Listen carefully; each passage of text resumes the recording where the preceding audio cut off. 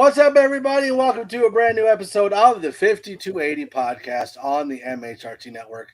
I am your long-lost host, Mundungus Creevy, back after a few weeks. Joined as always by my co-host, Cameron Parker, Gage Madrid, and Glenn Hauser. I appreciate you guys holding down the fort for me. I had some trick-or-treating to do and then had a wrestling meet and just family stuff that I got to take care of, so I appreciate it. How is everybody doing after that heart-stopping game that we just had last night? Well, aside from having to get my heart restarted multiple times, doing really, really good. That game was an emotional roller coaster all across the board. The field goal play, I think, was just a perfect encapsulation of the entire game, just the ups and downs, peaks and valleys. It was absolutely nuts, but feels so good to get a win, have 3 dubs in a row. I mean, Glenn was the true believer in us getting the win in that one. I was still pretty skeptical about it. I don't know what your thoughts were, Mike, because you were doing all that family stuff. Jeez. I'm what sorry. I know about that as a 23-year-old single guy. But no, regardless, man, you got to do what you got to do there. Got to tend to those kids, man. Make sure they're happy on Halloween. But there's a lot of them, so I'm busy. I mean, if you don't think that Mike taking 6 kids trick-or-treating isn't self-serving or out of your mind, that guy now has candy for the next 2 months. He's dude, it's gone already. I didn't even get any. It's not even fair. That's the whole point. Is that I get my share. The kids were in bed. I was gonna say, which is kind of sad too, because like with the amount of kids you would think, you would at least have some candy. Yeah. Send me something. I didn't get nothing. Biggie Bronco, how's everybody doing tonight? Pretty good, I think. Avatar, welcome into the chat. Ernie Mays, welcome as well. What is this? Bills are 0-6 when they have 4+ turnovers a game. Interesting. And we will get into that. I did want to, before we get into anything else, we've all been paying attention to these top 20 Broncos podcast ratings by Mike Carmelini. I hope I said the last name right. If I didn't, he will be a new one on Twitter. But we do want to shout him out. 5280 was number 10 on his list, and mainly with Mr. Cameron Parker, number 2. Boom! Ooh. 2 network shows in the top 10. I appreciate the love. We appreciate the raves that you've been giving us. And make sure you check out any other shows you want. We try to put the best quality out there as we can. And so we enjoy the reviews you've been given. Appreciate it very much. Now, again, the Broncos beat the Bills 24-22.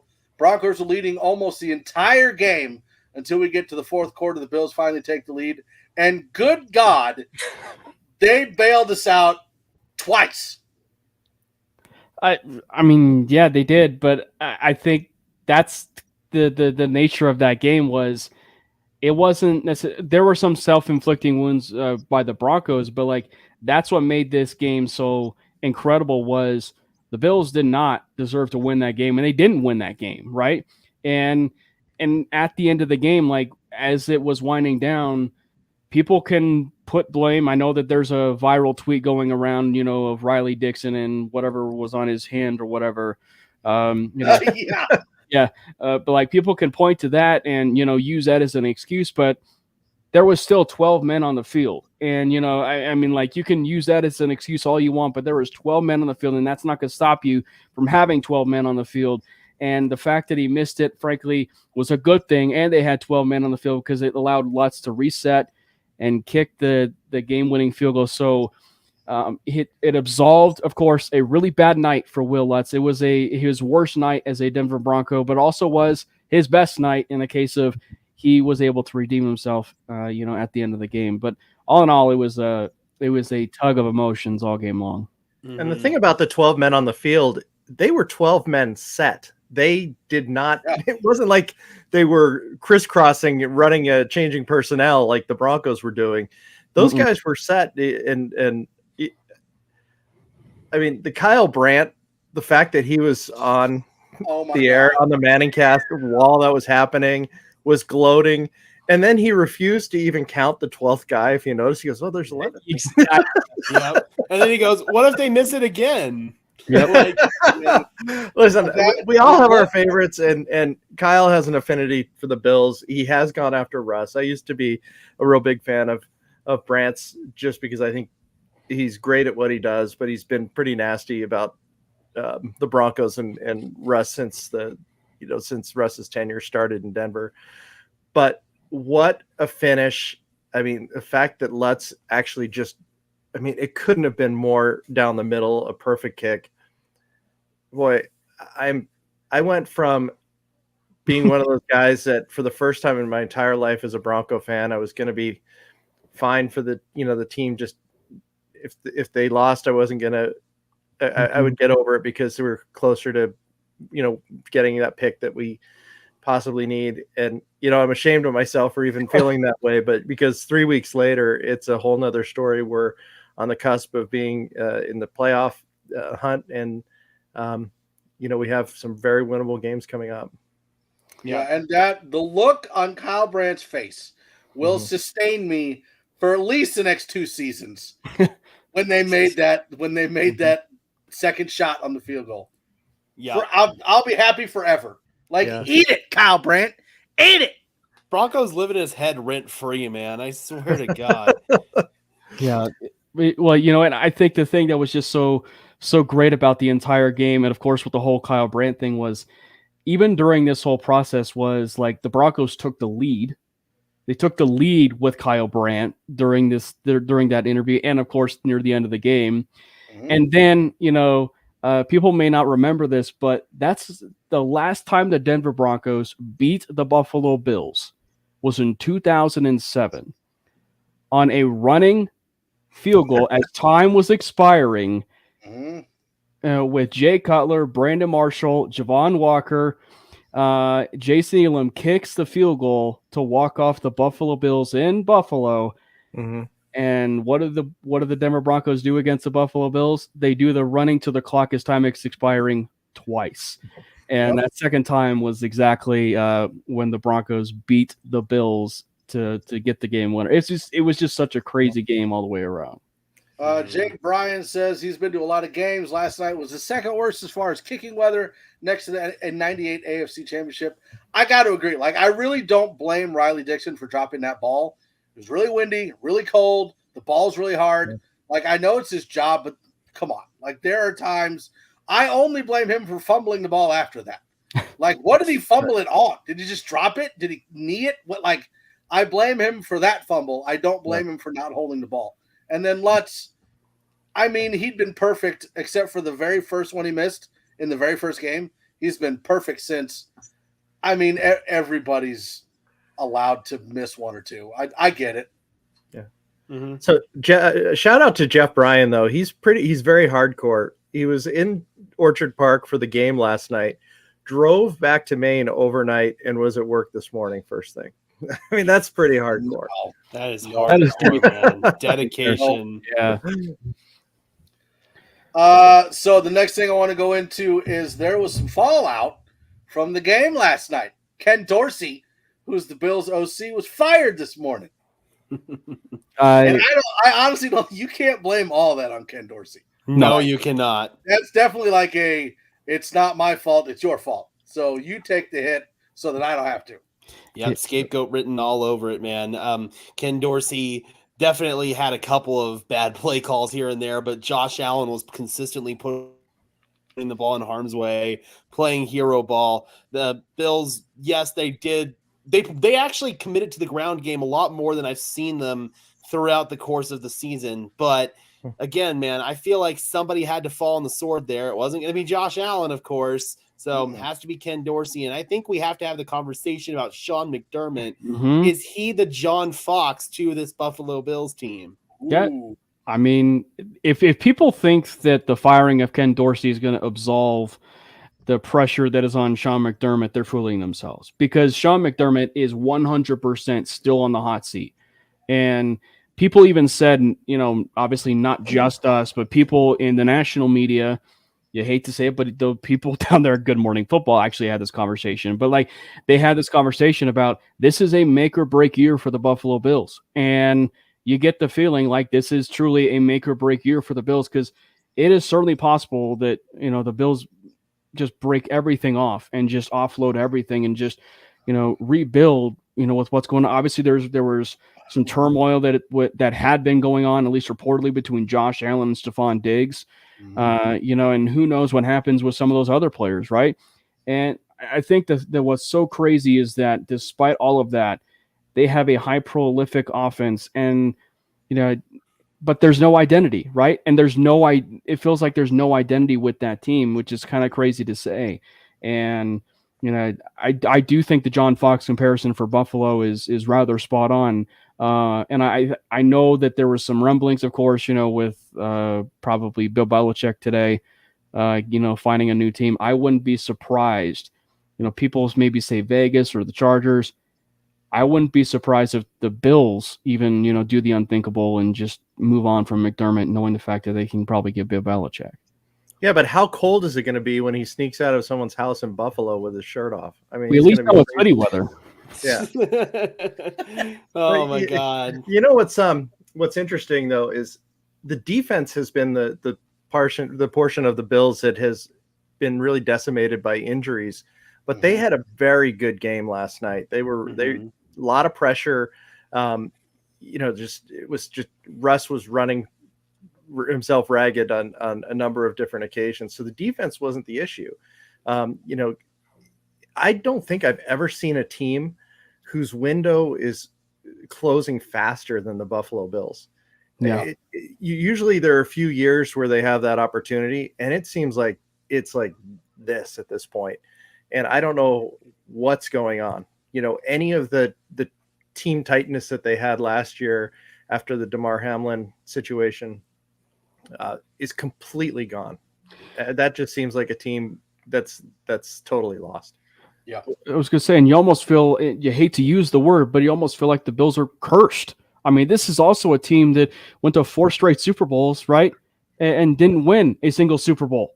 So, I mean, and this is now one of the first times, that they've really had, say, a really good football team and the largest chance at a Super Bowl.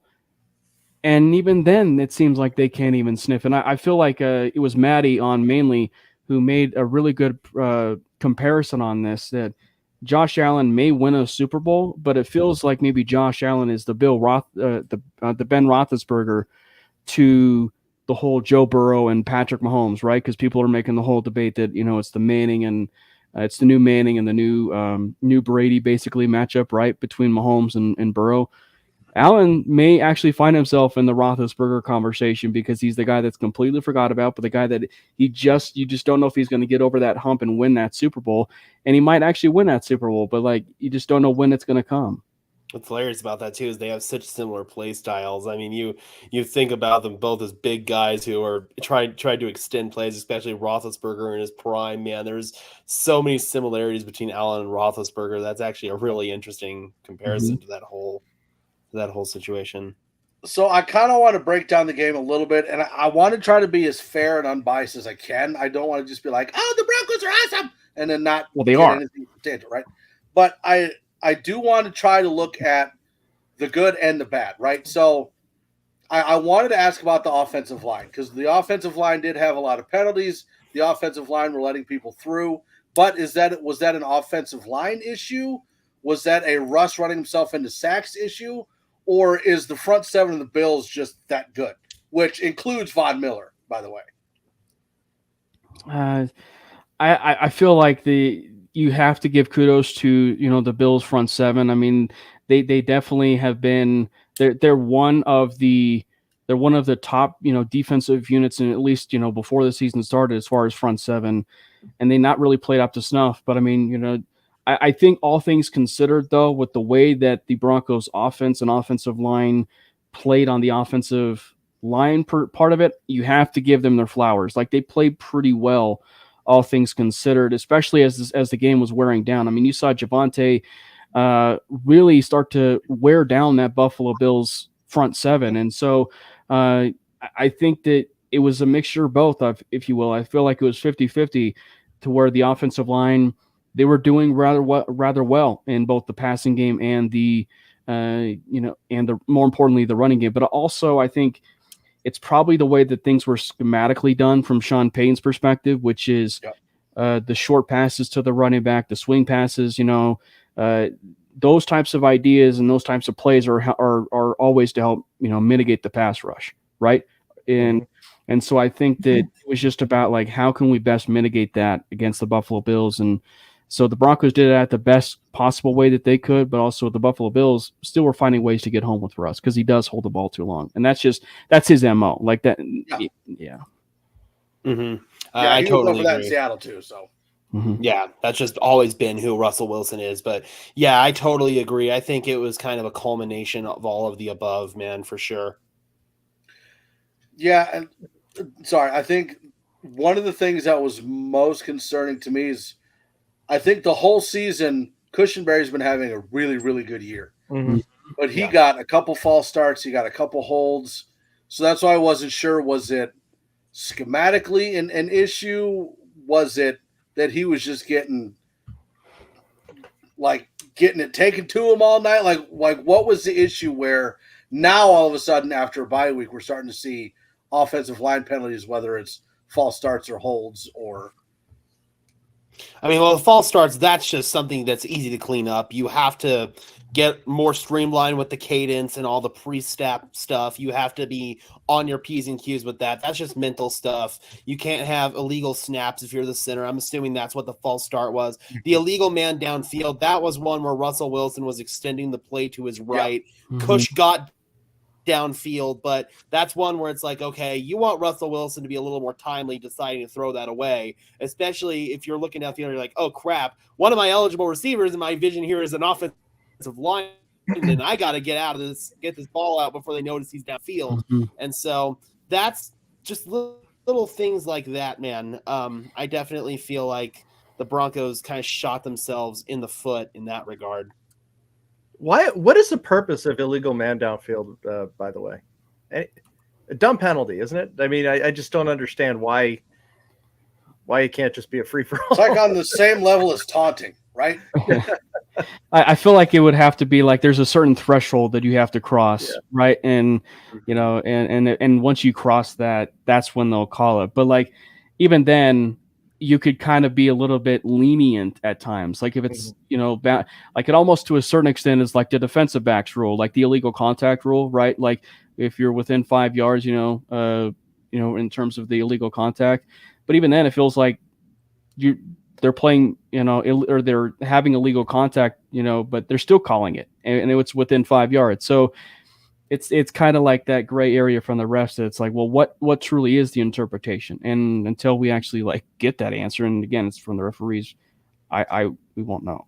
Well, a lot of times when you see an illegal man downfield, it's usually on an RPO or something like that. Screen. Yeah, or a screen where the quarterback has to hold on to the ball just a little bit too long, and the play doesn't develop, and the offensive linemen end up getting caught downfield because they're just doing their job. The ball didn't get out when they were expecting it to. So some of the penalties were certainly on Lloyd Cushenberry, the false start, and then the holds. I remember Javonte got a hold because he was just getting flat out beat and by the linebacker, and he was just protecting Russ from getting his head chopped off. So sometimes those penalties are like, all right, I'm getting beat. I might as well just grab the guy and make sure my quarterback doesn't take punishment here. That's kind of like damned if you do, damned if you don't, essentially. So that's kind of like one of those situations there with Lloyd Cushenberry. So he definitely was a little bit of a weak link on the offensive line. Mike McGlinchey as well with a false start. I believe Garrett Bowles had a hold as well. So there's just little things like that the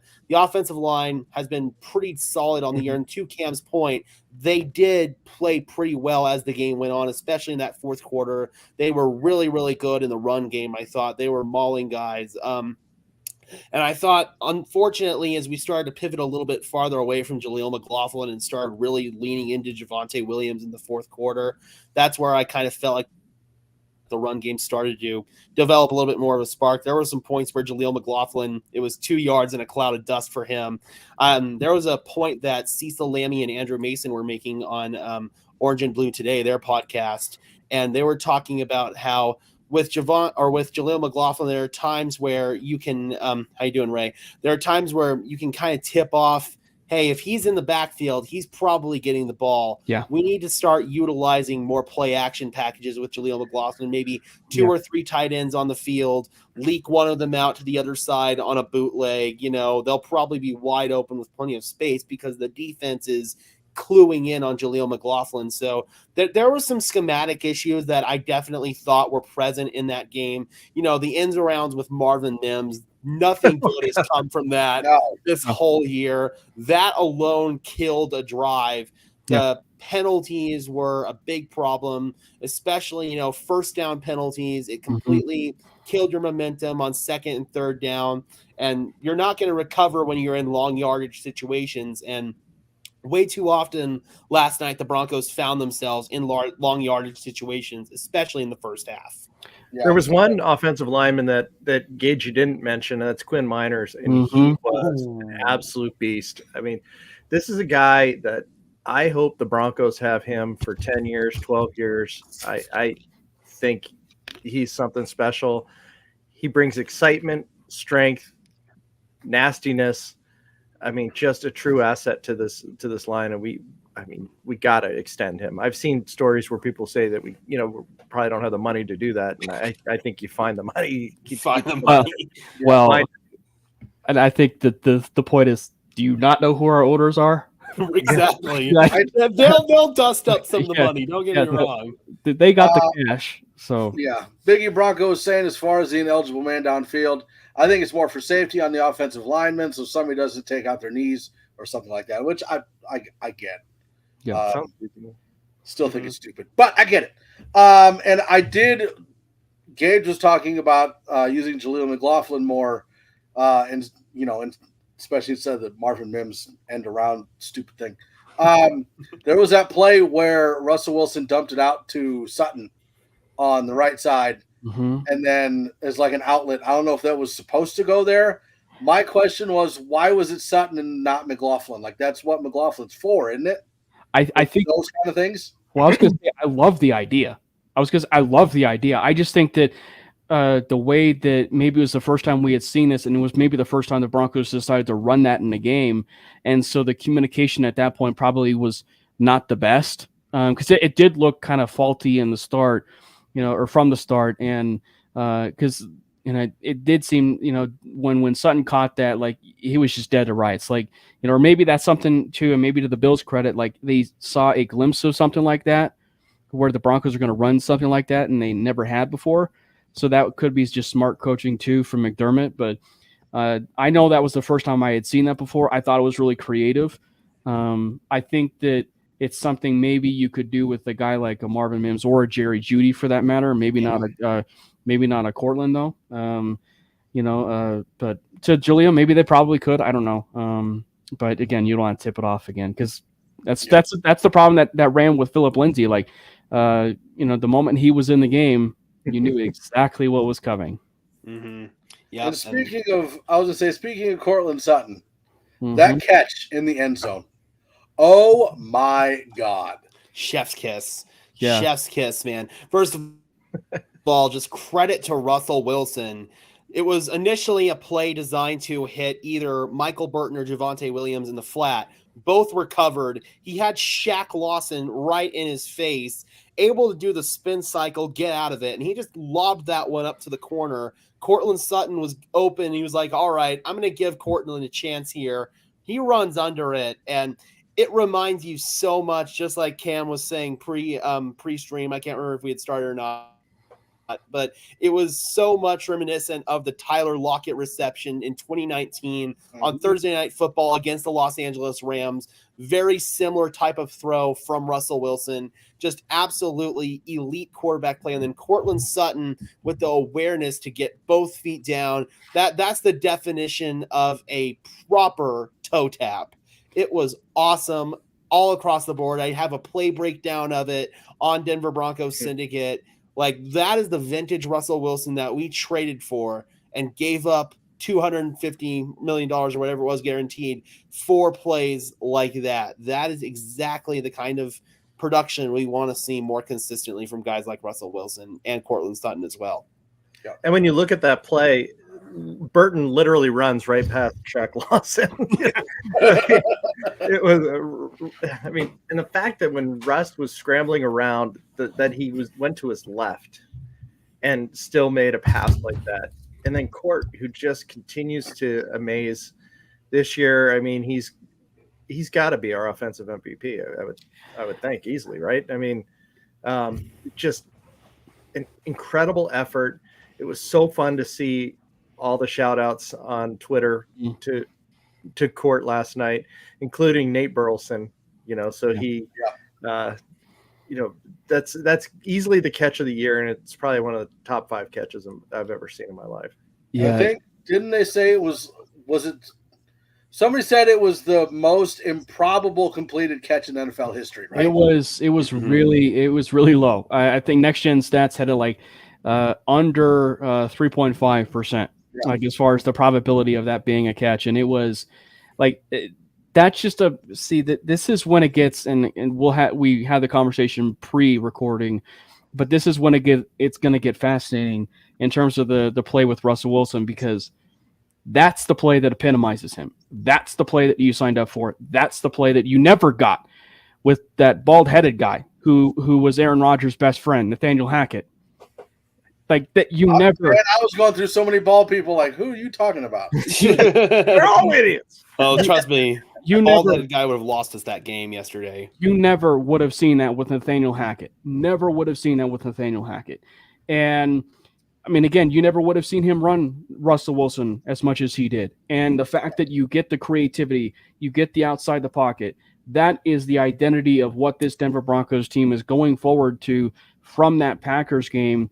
And you're starting to see Russell Wilson cook. I mean, you're starting to see him play really efficient football. It's probably the way that Drew Brees operated, the late Drew Brees under Sean Payton, in terms of, we mentioned earlier, those short passes. I think that's a point that maybe that's one where they're also wanting to extend his career a little bit. And maybe that's a comment for down the road in terms of maybe they want him to stay. But like, I think the idea though is just like, he is playing really efficient football, and that's exactly what you want. When you are talking about a quarterback that is, again, we talked about it with the Kansas City game, the numbers, are not eye-popping for you. The Bills game, the numbers aren't eye-popping for you, but when you're in the red zone and it's 4th and 5 and you need to make a play, sure, you could throw it to Michael Burton and maybe he could fight for those 5 yards, but throw it up in the end zone. It's 4th and 5. Do the unthinkable, get a touchdown or something. You're against the Bills. You have nothing to lose.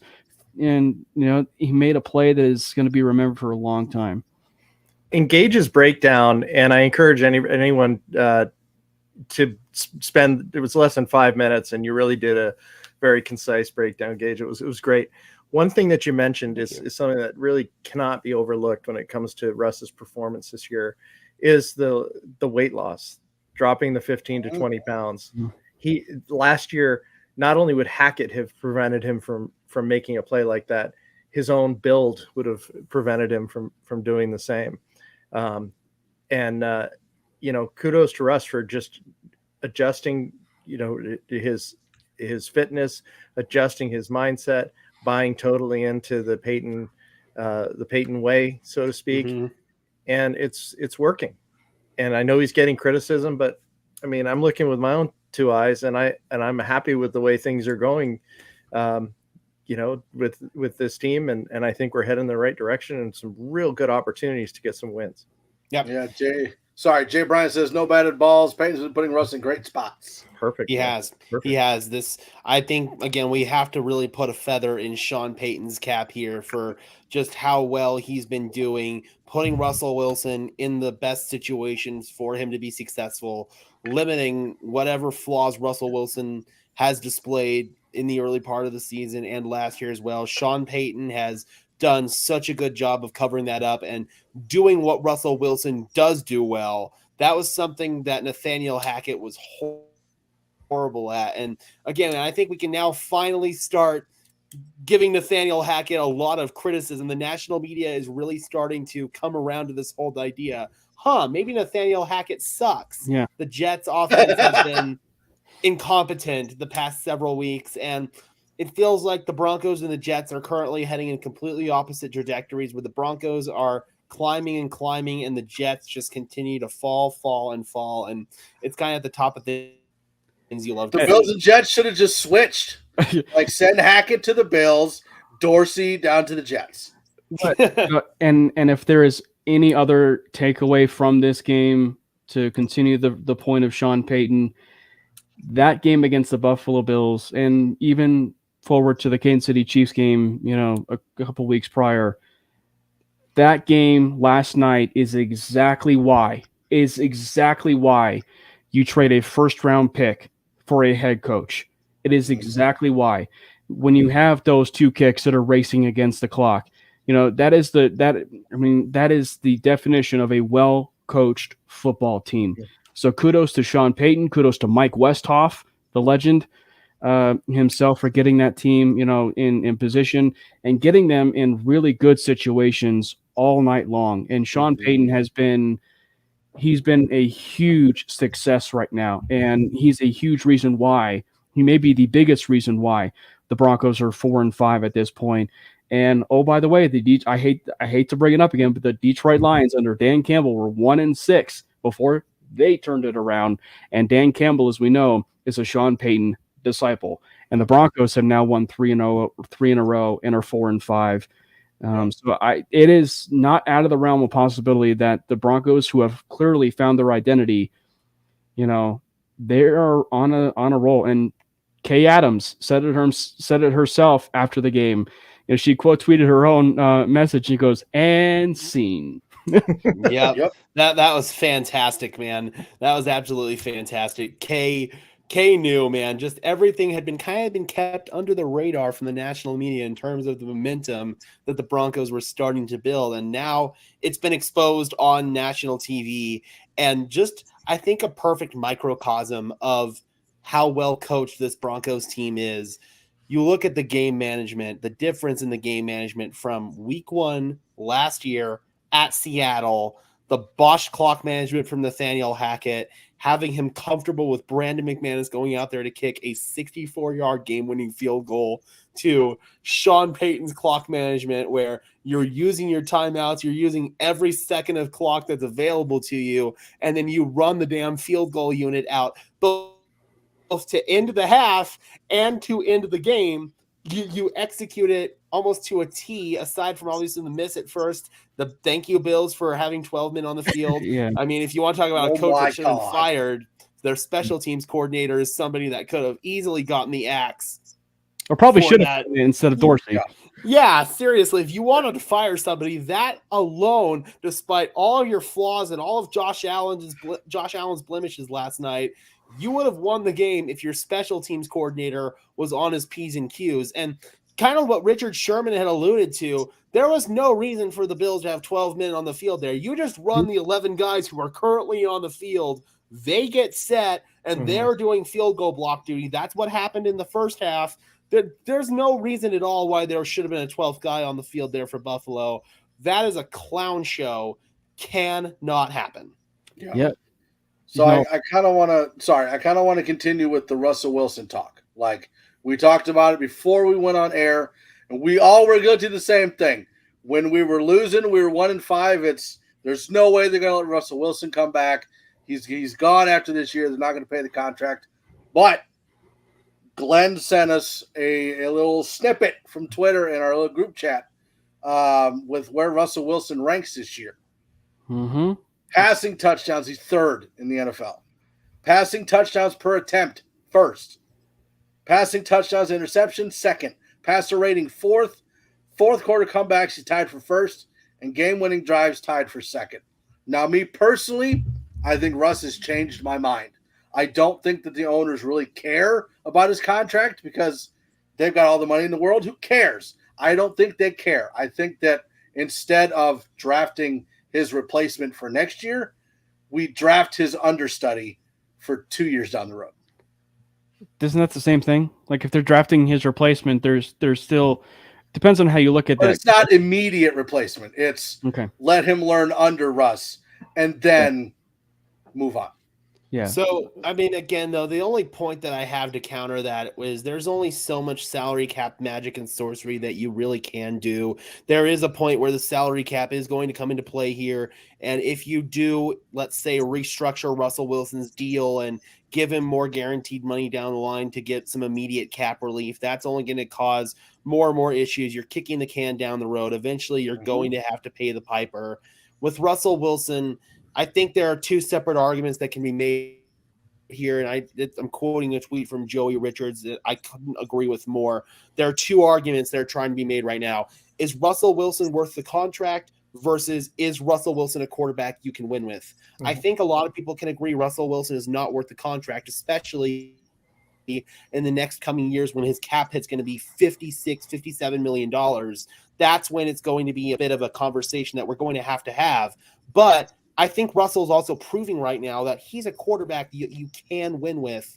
He's being put in the right situation to succeed, and he is having that success. So, again, those are just two different conversations that I feel like we need to have, because there is a point in time where can this play from Russell Wilson be sustained 2 years down the road when his money balloons into as much money as it's going to be?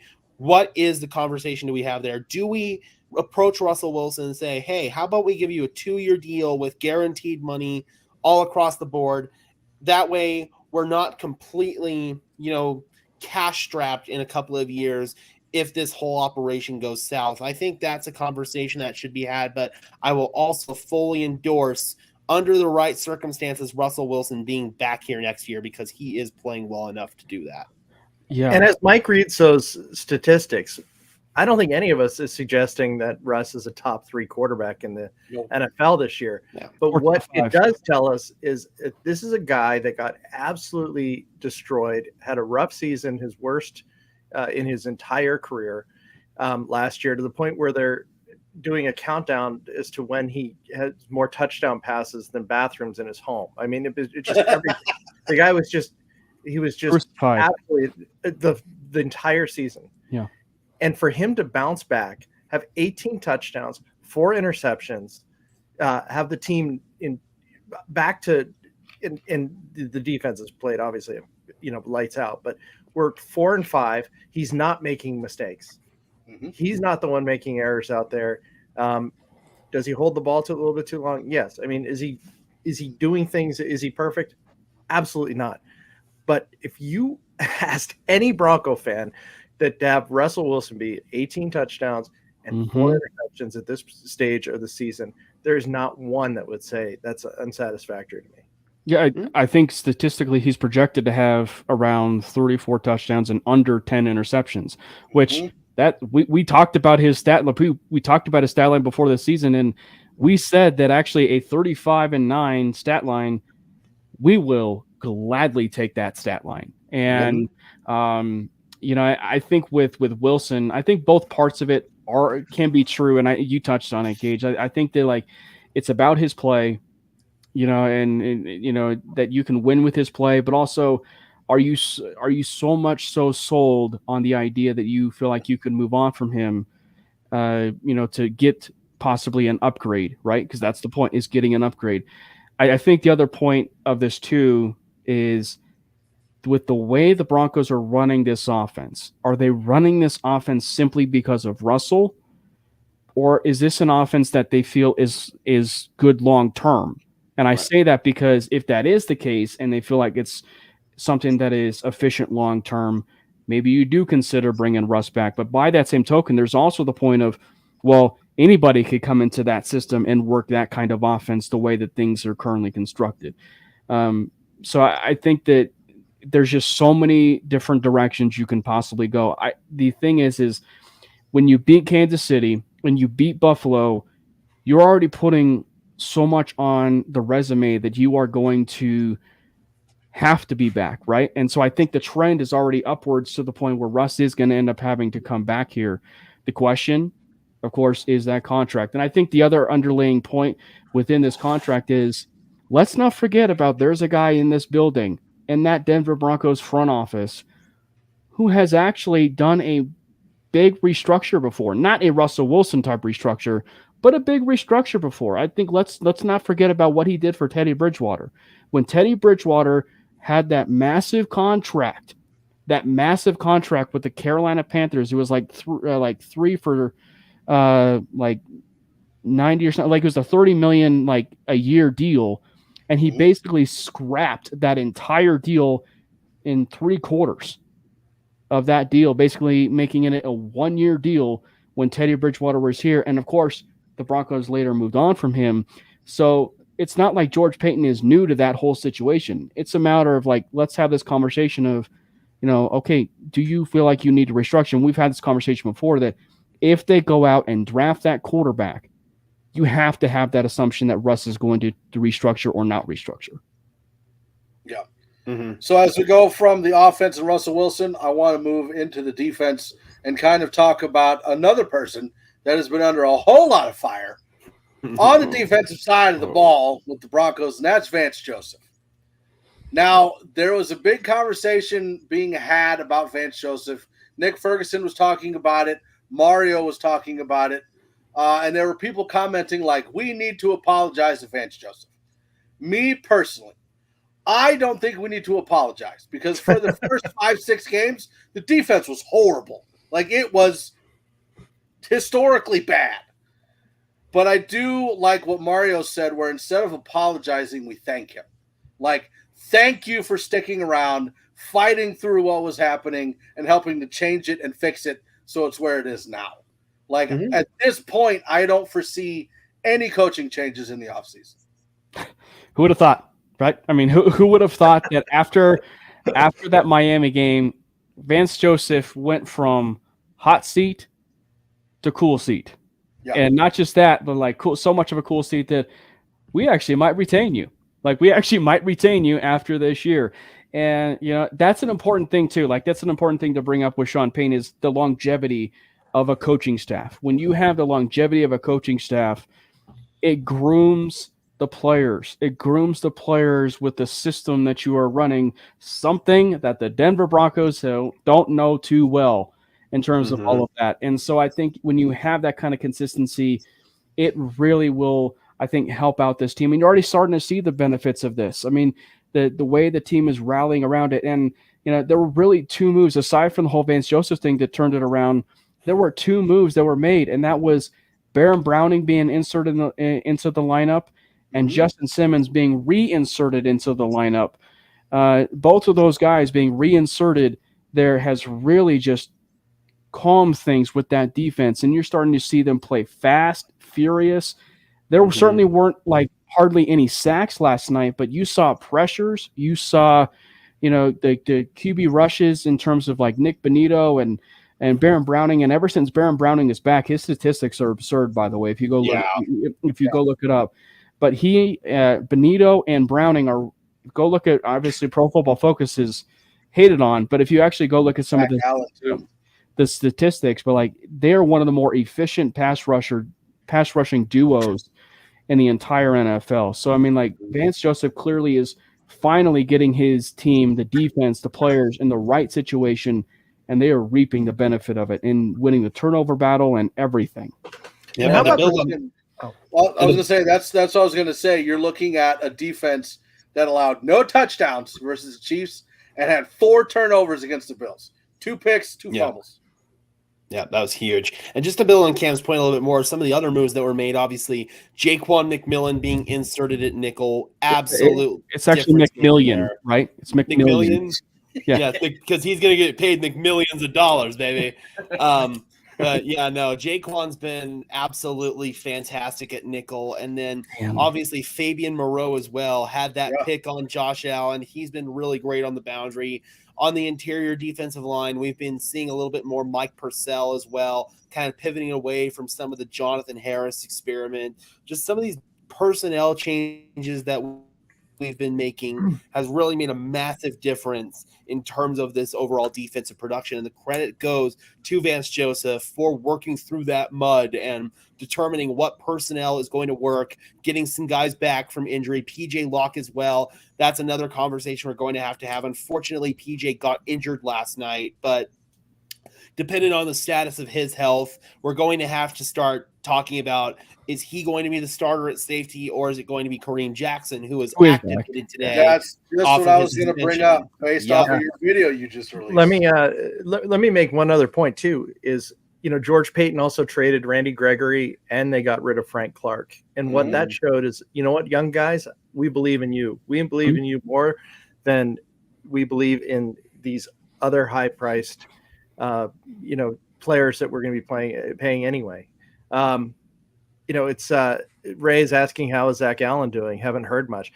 Talk about a guy who's turned his season around. He was a beast last night as well. And we're crediting Vance, but also the players really have dug deep.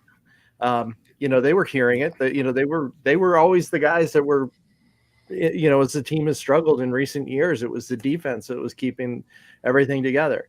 And all of a sudden they're getting 70 points, 10 touchdowns put up against them in the game against the Dolphins. And like Mike was saying, historically bad rankings and things like that. And they've turned it around. And they're the main reason why we're almost at 500, when just 3 short weeks ago it looked like things were truly grim. There was a play that I remember so vividly, and actually I think this is 2 straight weeks that he's done this, in terms of just how creative Vance Joseph has been. We talk about the defensive line and the defensive front. This is like two times in a row in 2 straight weeks where DJ Jones has been in coverage. That just gives you an idea of the creativity that Vance is really starting to put within this DJ Jones.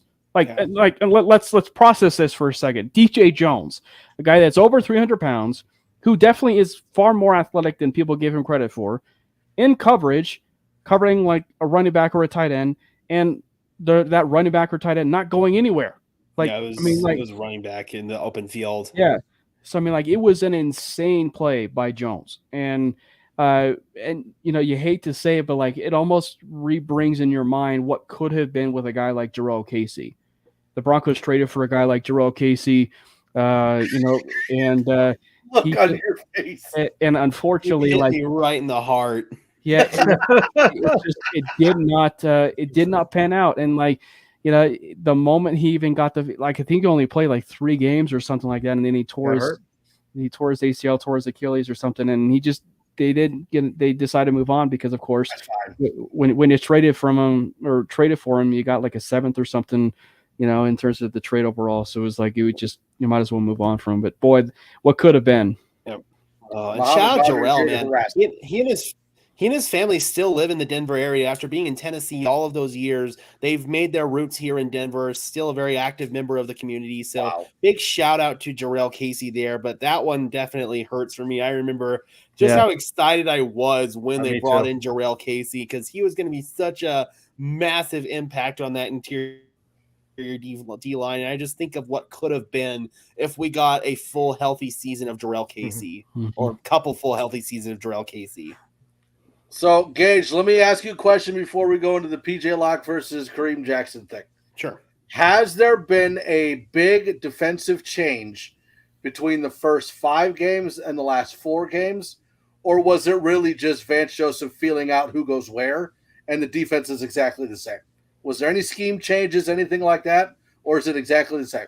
I think the numbers have shown there's been a little bit of some changes in what kind of coverage he's running. He's pivoting away from some of the Vic Fangio stuff, of some of that real soft zone stuff, but a lot of it has just been a lot more effort from players and just getting the right pieces in there. So I think it's a good little mixture of both. What say you on that one, Cam?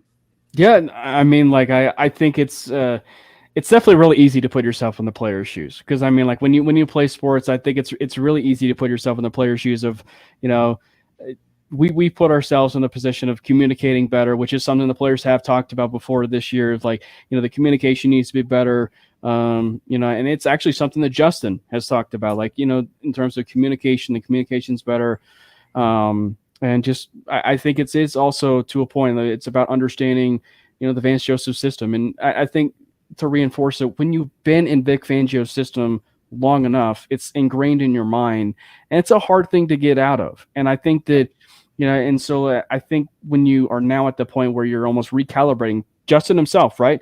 And I think that that's probably one of the things that makes it so easy now. I think in terms of why the defense has been adjusting quick is because Justin particularly has experienced the Vance Joseph system. And so I think that with his ability to be in that system and be that voice and be that communication, it's really been a huge calming presence for that defense. And so, and when you have that Earl Thomas type leader, in that secondary, it really calms everything. It really calms everything for that defense in that secondary. And so I just think in general, it's a mixture of both. And I think the P's and Q's are better too. It's just like they may be playing a softer zone, but like their responsibilities are like tight. I mean, it's like they know exactly where they need to be. They know the exact responsibilities and roles that they're supposed to play.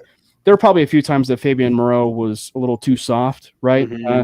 But I mean, like, still he still made up for it with his interception and played a little bit tighter as the game wore on. I'm a little bit frustrated at times because and maybe that's just because of the overall snaps, but even despite the limited action with now Damari Mathis, there's always going to be at least a big play given up with Damari Mathis at some point, if he's playing. So I think we need to have Vance Joseph and the staff need to actually have a conversation. You hate to actually root or not root, but like have ill will for a guy, but like you may have to have the conversation of Mathis being inactive at this point because like he's a liability. Yeah, or cutting him. He's a liability in that secondary and so dark. Yeah, and so I think that sorry, so dark. I mean, the dude that took a burn. There's a play I can think of just right off the top of my head, man, where they actually put Fabian Moreau in as the dime backer and then put Mathis at the boundary where Moreau would have normally been. There's a third and 16. Obviously in a dime package was 3rd and 16 with 6 DBs on the field, and Mathis just got absolutely roasted. At this point in time, you can't even use him in these situational packages.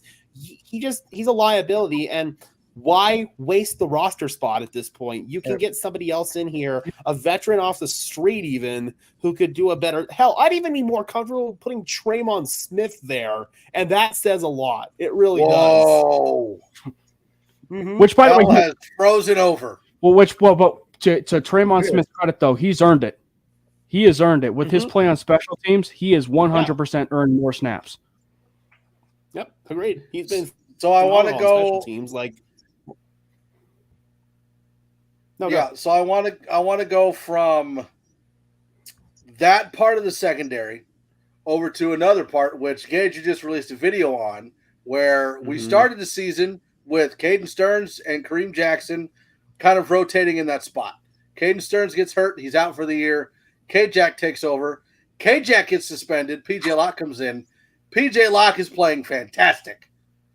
So do you go back to Kareem Jackson or do you stick with P.J. Locke?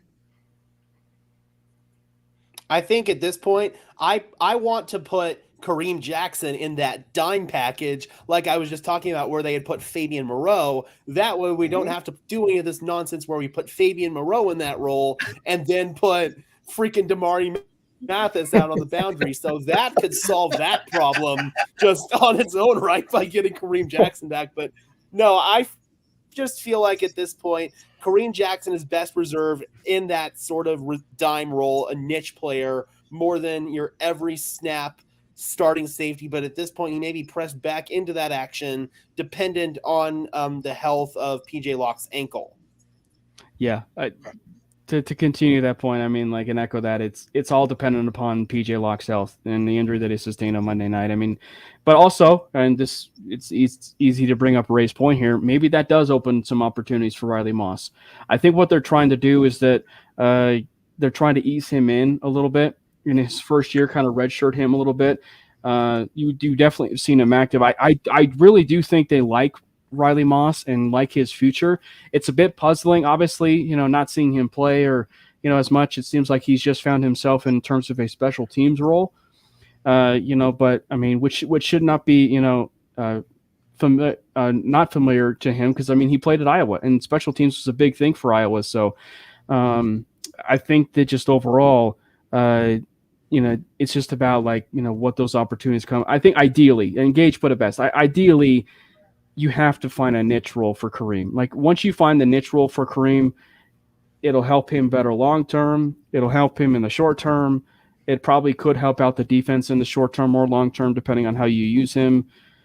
Just find a creative role, I think, for him. I mean, the best way to explain to Kareem Jackson at this point, of course, even with his career, is almost like a enforcer defenseman, in hockey, like that true enforcer that is just going to lay the wood on you.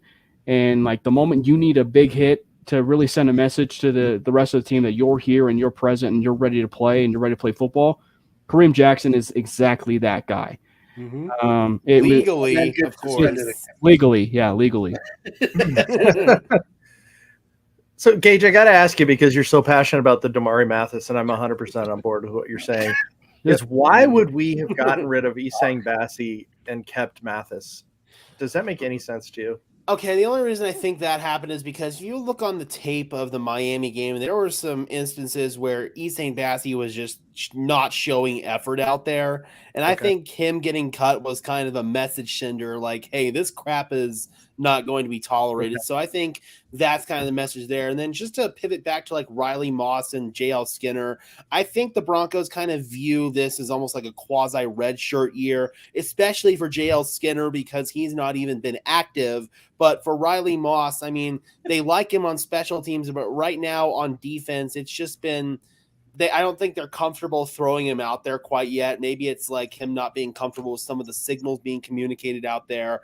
It's just a culmination of a few things like that. So that's kind of why I think the Broncos are really pivoting there. But just to answer that question from you, Glenn, I think it was really just a message being sent there with Isang Bassi. And hell, he's back on the Chargers. That whole saga goes back and forth, and he's not even seeing playing time with the Chargers, really. So this is not his first stint either with the Chargers, if I'm not mistaken, either. No, he's literally been cut by the Broncos, go to the Chargers. Yeah, it's cut by the Chargers, and then he go to the Broncos. They're just back and forth. Moose River Hummer, appreciate everything you said in that comment. Thank you for that. I don't want to read it and like talk about ourselves, but I appreciate everything you said there. We love it. And I was going to say subtly, not to play spoiler, that's my dad. Why do you gotta ruin it? I was all excited. I had no idea. I thought it was an unbiased. Cam out here just crushing dreams. Jesus. Well, thanks, Mr. Parker. We'll take it anyway. Yeah, thank you very much. But the funniest story is like at first I thought it was him, but like he commented on one of our shows like last week or something on Mainly, and I texted him. I said, "Are you this guy?" Like after he commented, and then he replied to me and he goes, "Who's the only Moose River Hummer that you know?" So it's like, okay, that settles the question. Biggie Bronco wants to know if we've heard anything about PJ Locke. Do we have any updates on the injury? Not yet. Okay. Not yet. No. And Just again, he was in a boot really last night. That's monitor. all. Yeah. Oh, I didn't hear that. That's definitely not good. Mathis was better last year. He's obviously having issues with the scheme. It's too early to give up on him. He was better. He was better last year. No, there's no denying that. But I mean, like, I think the thing is just here's the problem is like he was great with Nathaniel Hackett, but like this is also Sean Payton we're talking about, and Sean Payton and Vance Joseph, and if you're not buying into the future of this team, and something we've said even when you lose a game 70-20. Like losing those kinds of big games that early allows a coach like Payton to know who the contenders are and the pretenders are for the long term of your football team. Mm-hmm. And clearly, Isang Bassi wasn't a part of those future plans. And who knows if Damari Mathis is even a part of those future plans. Clearly, with his snap count decreasing by the game, it's pretty obvious that they really do not trust him on the field. But they trust him so much on a 3rd and 16 for the Bills to get an 18-yard, pass play. Freaking terrible, man. I just kind of feel like at this point, Damari Mathis was good last year, but it was a different defensive scheme. He was in a kind of a different role. It just does not feel like Damari Mathis is in the future plans of the Denver Broncos at this point in time. He's been a liability pretty much every snap he has played, and I can't even really say I'm exaggerating there, unfortunately. It's been that bad. So the Broncos just have to move on. Anytime that the opposing offense sees that Damari Mathis is on the field, he's immediately going to get picked on, and he has not been able to rise to that challenge. And if you're going to have him on the inactive list, you might as well just cut him at that rate and use that roster spot on somebody who actually can contribute on a game-to-game and down-to-down basis. Gage's initials are GM, so if he says cut a guy, out. Gone. So I kind of want to go into what the rest of the season might look like. We won't break it down game by game because that'll take forever. But I think we can safely say that in order to make the playoffs or get darn close, you have to probably be 10-7, right? I think that's pretty safe I to would say. think so. Yep. Do you think we can go 10-7? Because that means we can only lose 2 more games. Yep, and those 2 games they have to be pretty specific. You can afford to lose the Lions game because they're in the NFC. That'll probably happen anyway. Yep, and you can afford to lose the Texans game because there's a chance they win their division and they don't have to take up one of the wild card spots because Jacksonville's falling and falling. Houston's rising and rising. If they win their division, they get the 4th spot, and that leaves all those wild card spots open. So if you lose to Cleveland, that's probably bad case scenario because they're likely to take up one of those wild card spots, with Baltimore likely being the winner of the AFC North. So it's kind of 2 games that we can afford to lose are that Texans game, and the only reason we can afford to lose that game is because we won last night, and the Lions game because they're in the NFC. We got to sweep the Chargers. We got to take care of business against 2 bad franchises in the Pats and the Raiders. We've got to take care of business. And I was kind of Minnesota. I was kind of thinking we were going to split with the Chargers. I mean, You initially, can't afford it now. yeah. And Chargers haven't been playing good football. They've been playing good offensive football, I should say, but defensively, they played good against the Jets, but it's against their incompetent offense. They were horrible defensively against the Lions. So I don't know, man. You never know what you're going to get against the Chargers any given week, man. They're the Chargers. They have the tendency to play some of their worst football against inferior opponents. Call it the optimism, but I think the way that the Broncos are playing and the way that their identity is right now, like that's the thing, and it's the thing we said when they play Kansas City. When you have this kind of identity, you can beat anybody. I mean, Cleveland's defense is absolutely, legit and bonkers, absolutely, but like they beat the Buffalo Bills. They beat the Buffalo Bills. Right. So I mean, like. They played ideally, and I say ideally, better teams than the Cleveland Browns and beaten them. So you should beat the Cleveland Browns, even with the quarterback woes and everything. You could even beat Houston with what you've clearly shown in your identity. So again, not to go with too much of the optimism, but I think there is a chance you can definitely go major streaking. There's a chance you could go major streaking right now. And that's something we've had the conversation. Going streaking. Because now that you beat the Bills, there is that window where you can beat Cleveland, you can beat the Minnesota Vikings. You can possibly beat Houston.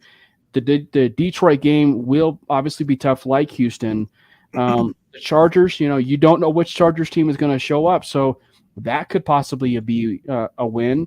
The New England Patriots, at least at this point, is going to end up being a win. Who knows at the later part of the year? Bailey Zappi, baby. All bets are off near the end of the season because, like, everybody's ready to finish the season, so everybody's playing with all their emotions. Food mode. Yeah, so, like, who knows? But, you probably win the Patriots game.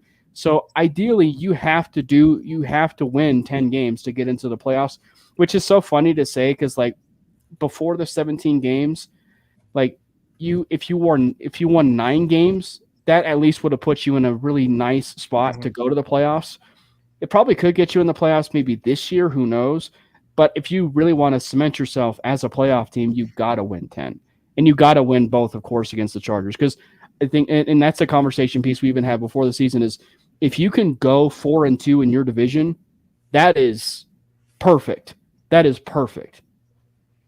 You know what, though? This team also believes in itself. The attitude I mean, we got a glimpse of Club Dub with Surtain last night, and that looks like fun. I think these guys want to continue to have Club Dub every week. Yeah.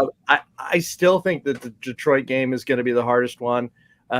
Gage, thank you for breaking down like the ones that are really that we wouldn't be as susceptible to losing ground in the playoff chase. But I think we could conceivably end up with just one loss the rest of the way, looking at this schedule.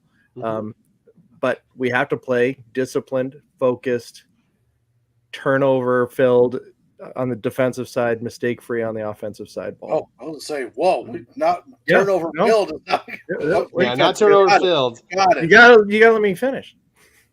Defense got it. But I think the important point, and even to bring bring it all back to what to what Glenn is talking about, is Sean Payton. Go look at his record. We mentioned it at the beginning part of the season. His record at the end of the season is like 63, 64%. It is an absurd number at the end of the season. So his teams that he's coaching get better as the season is winding down.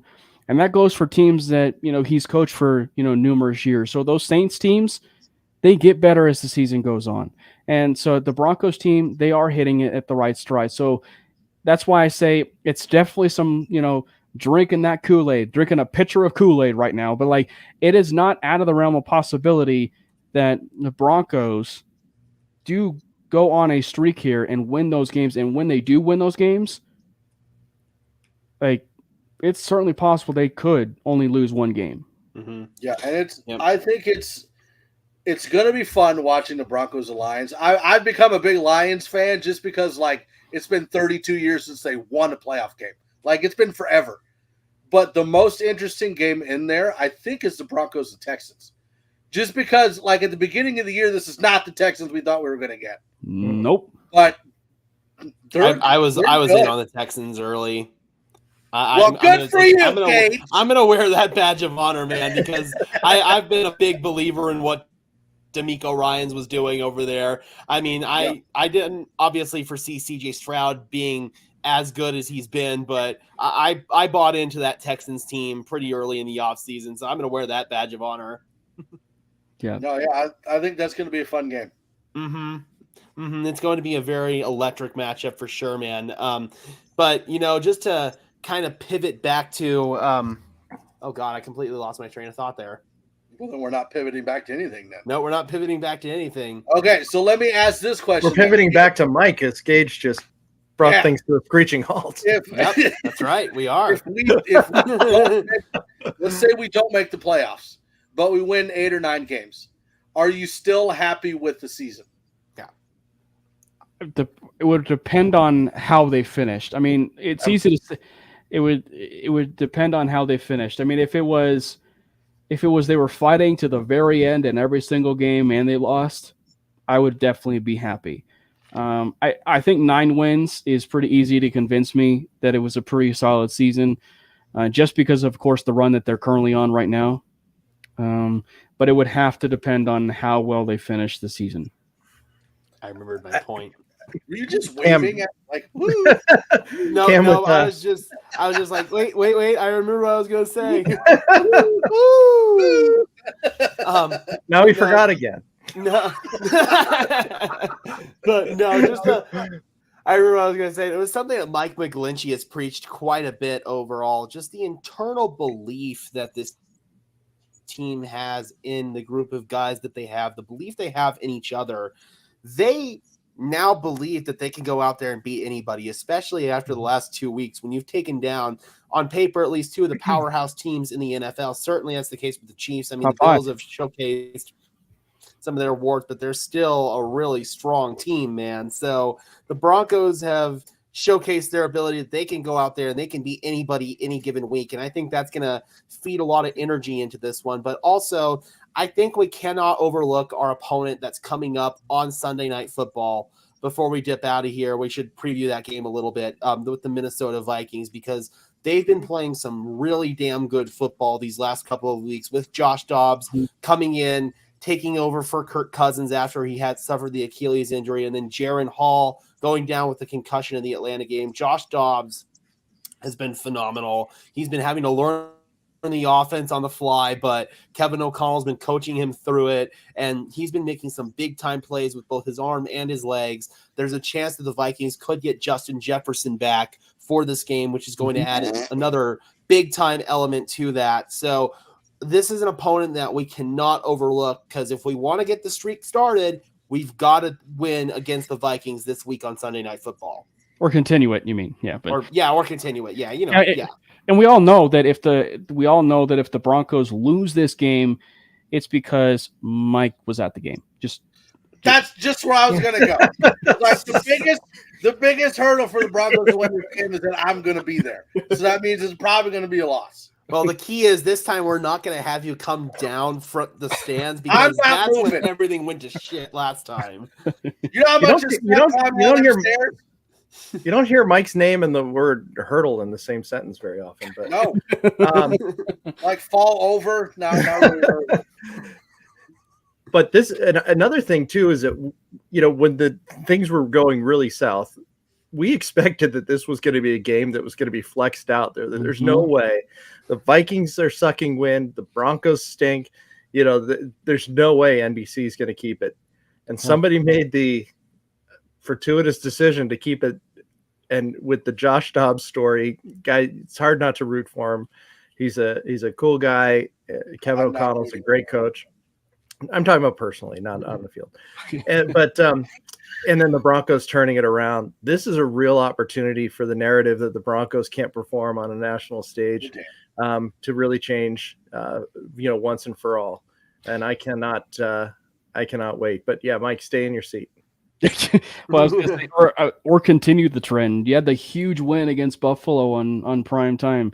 You know, beat the Minnesota Vikings, and you know it is kind of crazy how the Minnesota Vikings have really just changed the trajectory of what they've got going. It's funny we compared the Vikings situation to the Jets situation.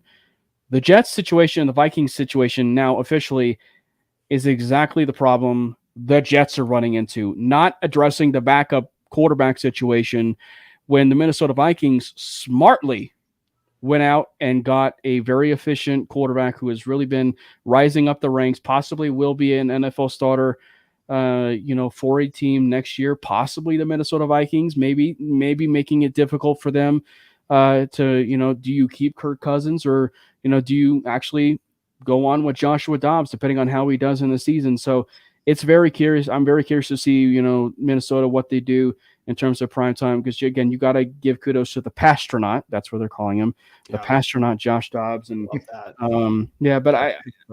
and also Brian Flores. Like, Brian Flores is the defensive coordinator for Minnesota. So what exactly is he going to be scheming up, against the Denver Broncos, and with Russell Wilson? And it's something that we've said numerous times, and of course, with the offense and with the scheme, don't be surprised if you see the exact same scheme that you've seen offensively, like with the Bills, the Chiefs. Like, don't be surprised if you see the exact same type of game. I think the running game will be a little bit more effective. Than against Buffalo. Who knows about the passing game? Because the passing game has just been, I don't know what. Yeah, I don't know what. So. It could be a Jerry Jeudy game. It could be a Courtland Sutton game. So, but I do think it's going to be an interesting game. And if the Broncos can come out with a W, all is right in the world. And just to respond to Jay Bryan, purple Kool-Aid is delicious. It is. Right? It is. It's purple one of drank is not Kool-Aid. Purple drank. Purple drank. It's not good. God. But just one more point to touch on before we get out of here is with Brian Flores. He is the most blitz-happy defensive coordinator in the NFL, and it's not even close. So that's something that the Broncos could want to take and turn on the Vikings' head a little bit, call some screens, call some plays that can counter the blitz, call some max protection post routes. If Brian Flores is going to light us up, then we've got to make him pay for that and really test those Vikings DBs. So I think that there's some schematics that Sean Payton's going to want to dial up here to really counter Brian Flores' blitz heavy attack. And keep those shovel passes to Pirine coming. Man. Oh man. That boy did. That second one was terrifying. Boy, did Russ got to tap into something there, going back into the time machine, and with some of those plays, like that was, if there was a couple plays that were truly like vintage Russ, those were definitely vintage Russ on those plays. Mm-hmm. I know we've gone over a little bit, but I got to say, Von Miller's name was mentioned once tonight, and leading up to the game, that was the story. Broncos playing Von for the first time, and he had less than 30 plays on the field. I don't know what was up with that. If there was any sort of reason, he seemed disappointed after the game, as far as like didn't want to talk. But shout out to Latavius Murray. I do miss that guy. None of the Broncos wanted to try to tackle him head on, but it's just it's interesting that the Von Miller story just came and went with just a flicker. It's crazy how it was that was the lead in. I only had to shed one tear last night. And it was brought to my attention before we went on air that the weeks that I wasn't on the 5280, we beat the Chiefs and the Bills. So I'm officially resigning from the 5280 so we can continue to win. And I'm never going to a Broncos game again, just so I make sure we continue the streak. But no, I appreciate everybody that's joined us on here. We're going to go ahead and end the night on that wonderful note. It's always a blast when you have you guys in the chat. Jay, Brian, Ray Haas, Clayton, Biggie, Bronco, Moose, Hummer, something. I don't know. Mr. Cam's dad, Mr. Parker. Appreciate you joining us in Mr. Cam's dad. Mr. Cam's dad. Make sure that you check out all the shows that are on the MHRT network. We got shows Monday, Tuesday, Wednesday, Thursday, Friday, and then the neighborhood on game days, whenever that may be. So make sure you go check that out. And the biggest way that you can help any show on the network is to give us a thumbs up, Facebook or YouTube. That is the absolute best way you can support us. Absolutely free. Takes about a second, and we would greatly appreciate it. We love Broncos country. We love the Denver Broncos. We love a whole lot of stuff in Colorado. But that's going to do it for us. We'll see you later. Peace out. Fast lane when I pass in the street. Bag of money in the passenger seat. Tempo's been asking for me on the road from the west to the east. Way up, I might never come down, cause the coast's racking up the flame out. So high, I might never come down, so what, this is my life.